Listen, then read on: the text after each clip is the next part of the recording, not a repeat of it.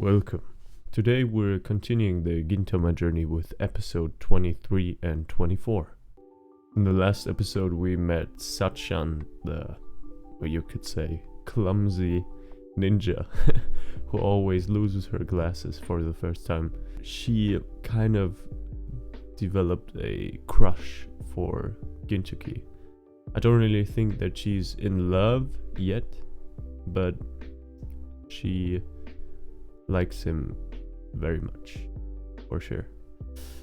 And I'm interested to see how their relationship develops in the future.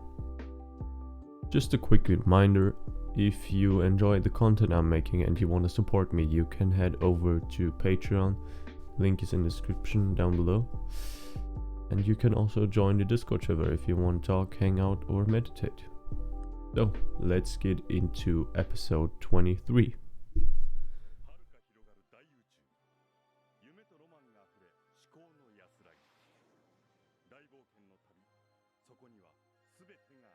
Right here in the real world, this kind of space travel for, well, common people is still in the making, but it definitely makes sense that it's already completely becoming a part, or that it has already become a part of the culture.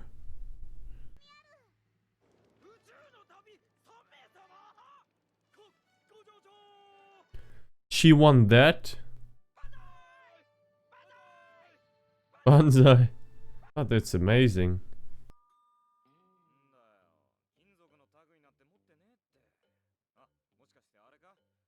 My iron will.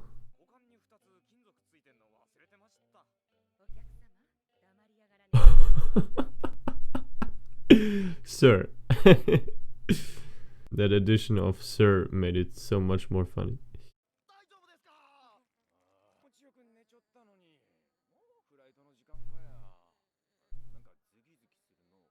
We know this guy also from the openings. There's a limit to positive thinking. For some, there's not actually. Let's go. Terrorist.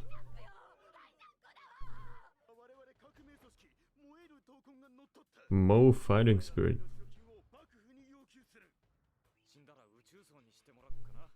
They're still gazing at the stars. I probably couldn't help myself either if I were in that situation. I mean, it's just too beautiful. Oh, nice kick. Too young to hijack me. Oh, good move. Ka-ching! There's another one. But it's the other guy. Yep.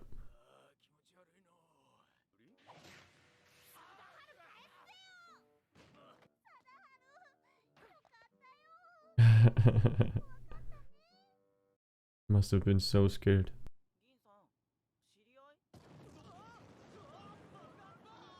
He knows him?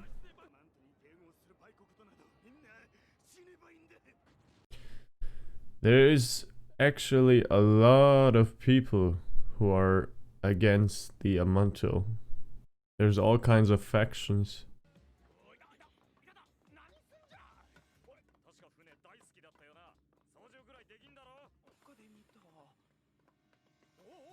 From the past. Gintoki. Sake.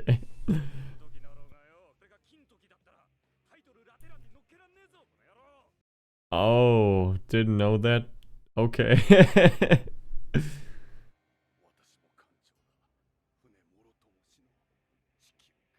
At least he's a good captain. He ruined this dramatic scene for him. He loves ships more than anyone. Sakamoto Tatsu.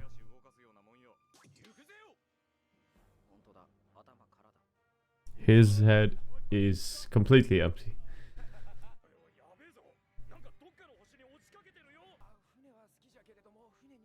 But right, the irony.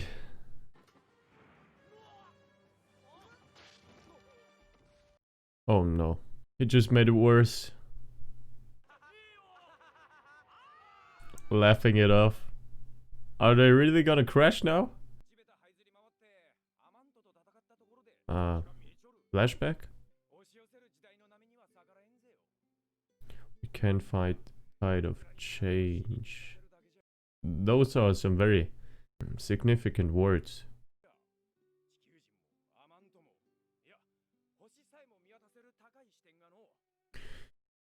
I really like his ideology or philosophy. He has a very interesting mindset.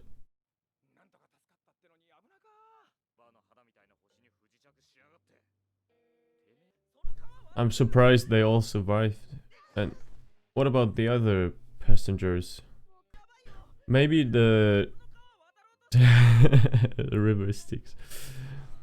Maybe the desert we saw, the wasteland we saw in the openings was this planet. I assumed it was surrounding the city of Edo.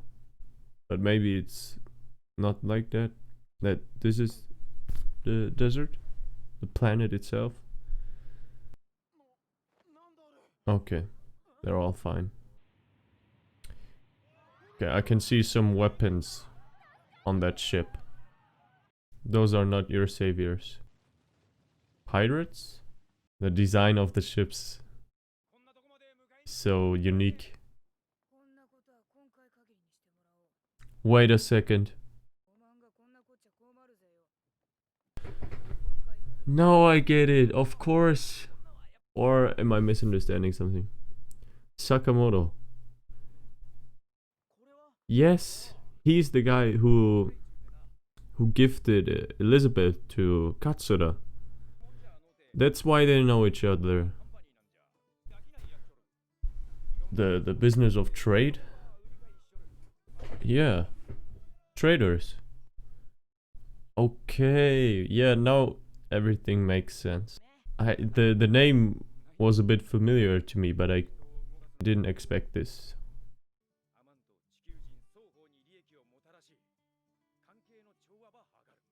He's really trying to forge a bridge between the Amanto and the humans. That is very admirable.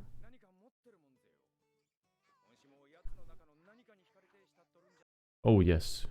Yes, he's special.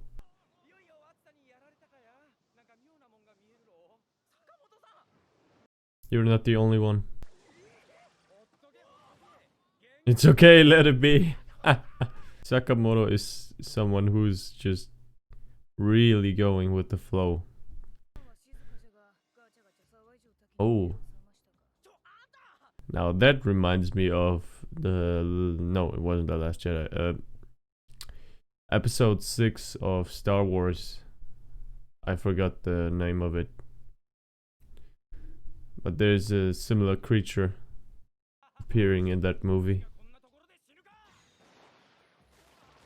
Whoa. Plasma weapon? That was just the beginning.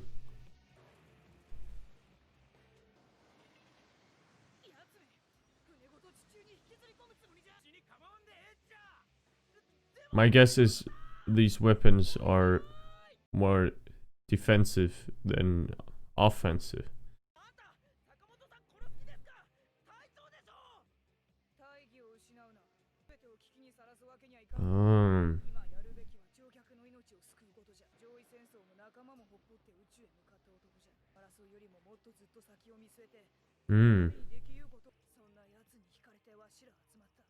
He is also this very unique and special aura which attracts people.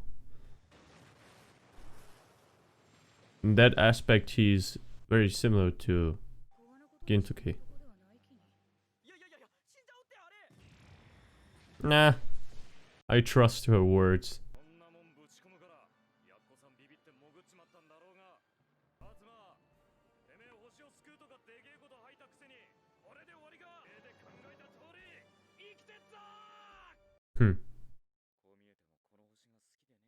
I like Earth.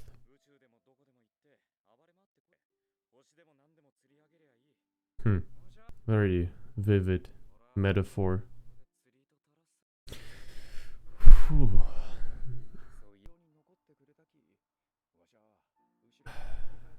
Could rely and trust on his friend. Every time I fall to the ground.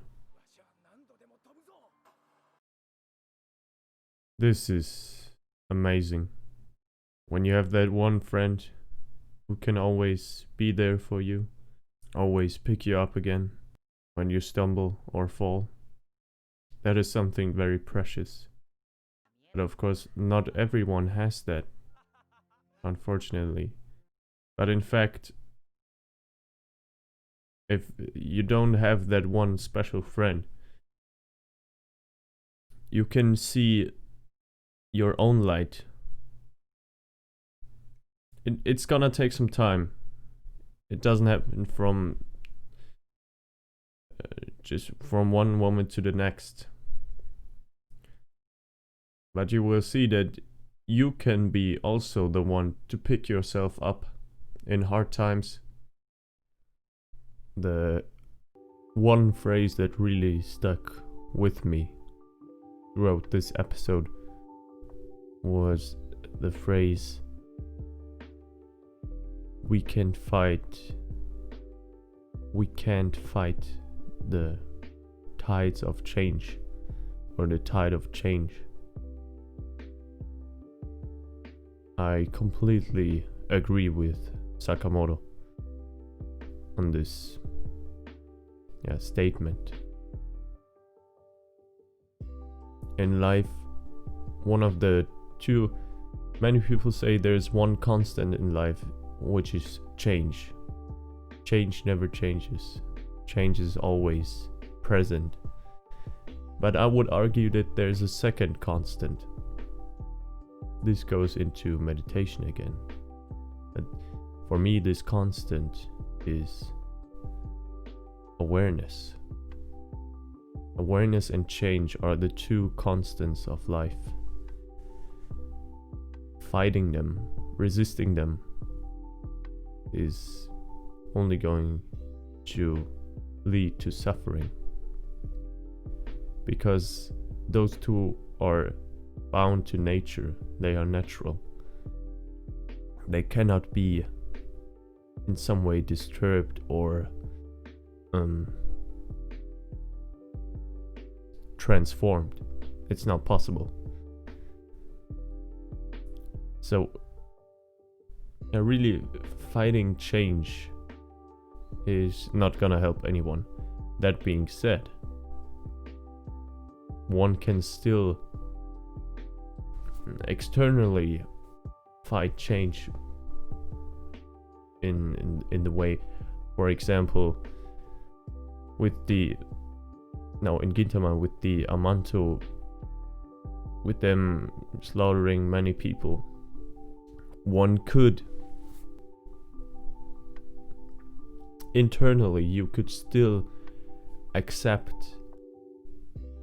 recognize the fact that this is happening right now. Not really developing a hate or a complete resistance to the current situation, but internally you accept that it is what it is right now. But outwardly, you can still act. You can still prevent the Amanta from murdering more people.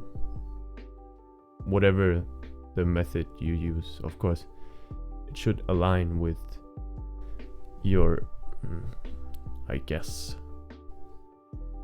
way of life.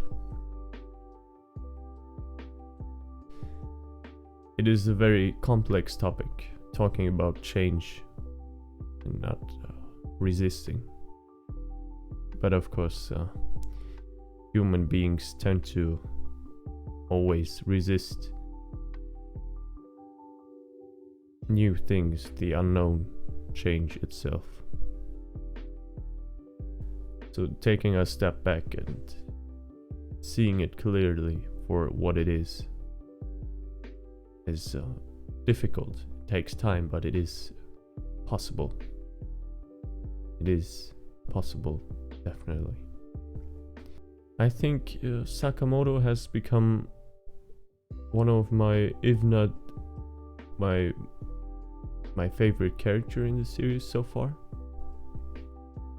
Just his, as I said, his philosophy, his mindset, his way of life very much resonate with mine. So I can very much sympathize with him. And in addition to that, there's the laid back vibe that he has. Which is it has a very peaceful aspect to it. Now again, about the change, what I said about being internally accepting of the situation, but outwardly you can still act. When Sakamoto was caught by this beast of the desert, he was simply saying, yeah, it's a hallucination, it will pass, there's nothing to do about it. In that situation, his life was in danger. Then he acted. He shot the tentacles of the beast to free the passengers, which was very chivalrous, heroic. But his own life, he didn't really bother about it. It was still kind of like a hallucination to him. He accepted the fact that it was not real. So in that situation, he did not act for himself. Gintoki had to come and save him in order for him to survive. So if Gintoki hadn't been there, Sakamoto would have been dead because of his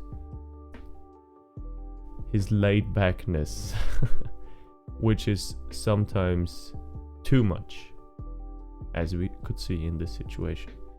So there's a fine line between accepting the current situation and simply going with the flow, and just completely being out of touch with reality. There's a small difference between those two, but it's significant. Okay, let's get into episode 24. Who the hell is that?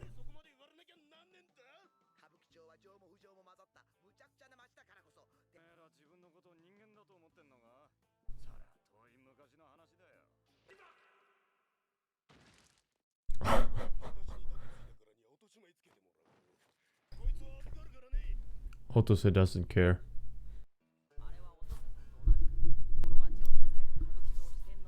One of the four royals. Demoness. Saigo. Kind of sounds pretty cool, actually. Gintoki looks beautiful in that outfit.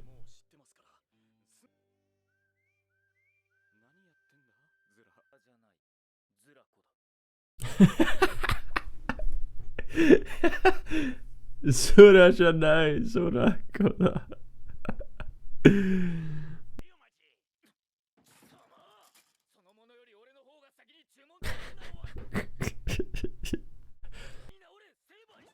Prepare to meet your maker. Oh, Elizabeth is holding him back.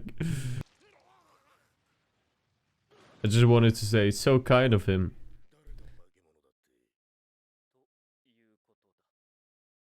They look really good. Agoyo.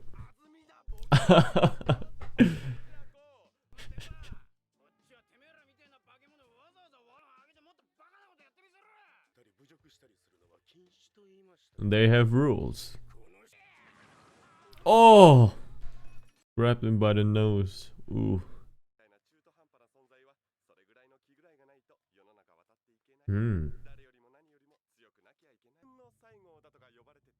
White loincloth Saigo.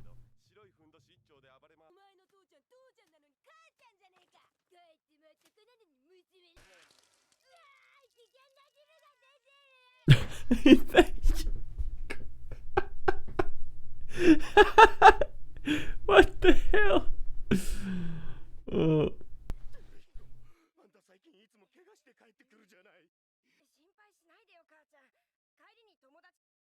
Playing samurai.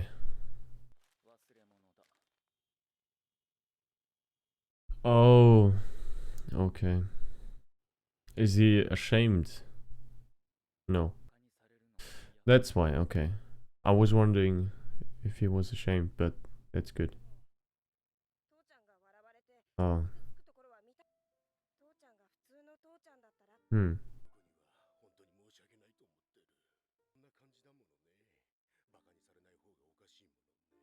He's pulling himself down.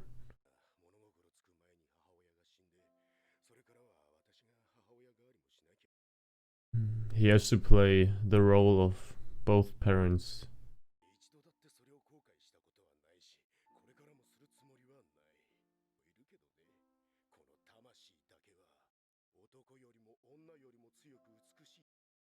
It is beyond gender.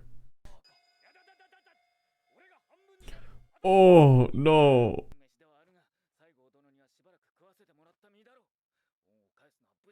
Oh, the memories. Test of courage?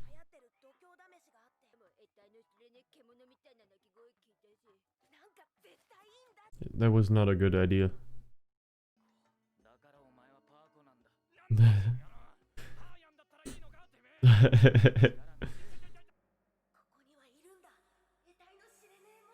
They are scared. Prince Baka, probably one of his pets.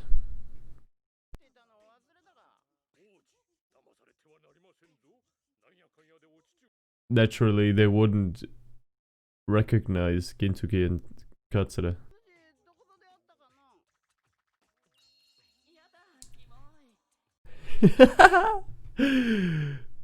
The eyes.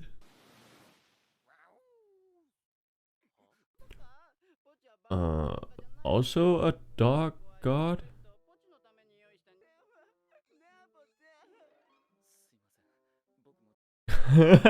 Katsura. You could say the same about Sadaharu. Huh? What the? What? So it's a predator?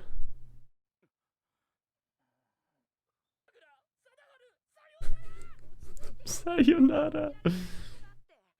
But he did mention the three of them.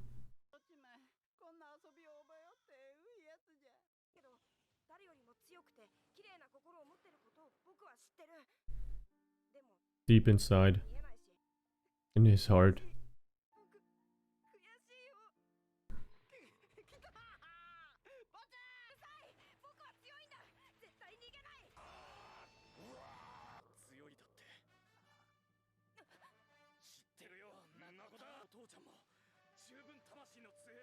That's awesome.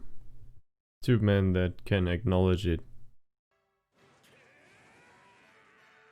He's back in his loincloth. What? He is strong as hell. Trying to tame the beast. Flinging the beast around.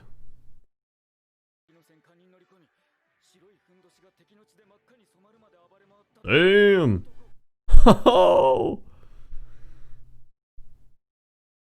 That's why he's now called Demoness.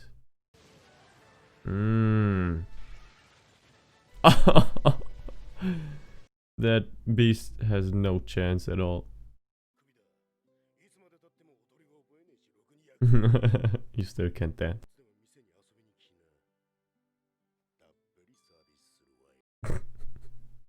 A real special. They have their own path.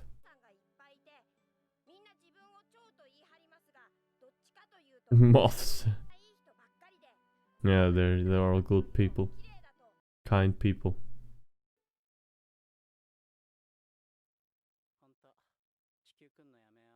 Yes, you should. You already said that before.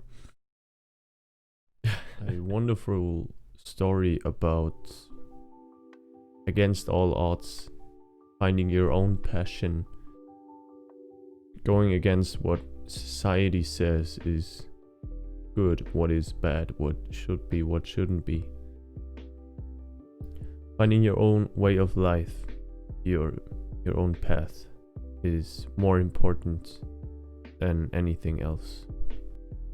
With a strong spirit and a strong conviction, like all of these, what do you call them? The men that dressed up. I don't know the term for that. Cabuchico? No, what was it? You know what I mean.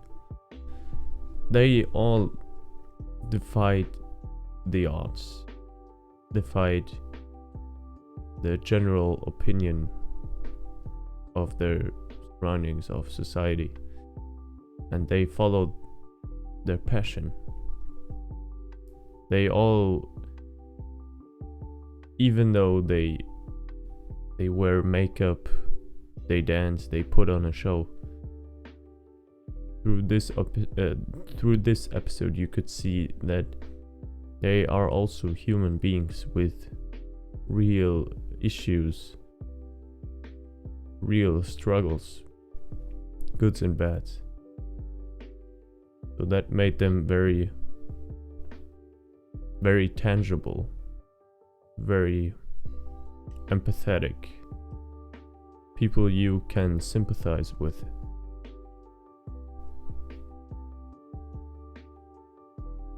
Gintama has a lot of anecdotes, metaphors, stories, which you can apply to your own personal life.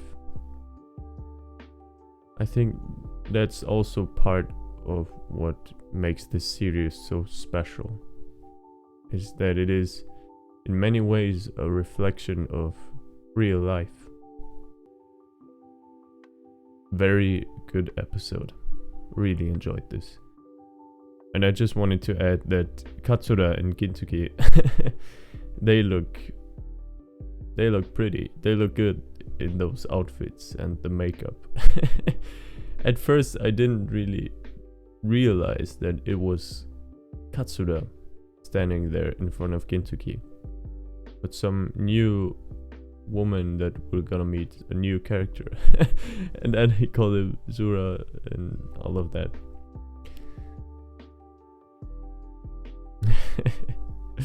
Yeah, pretty nice. Okay. If you enjoyed this episode, this reaction, then you can of course subscribe if you want to see more. Like, comment down below what your opinion is, what your thoughts are. I'm always interested to hear about your input. Yeah. Enjoy your day, take care, and bye.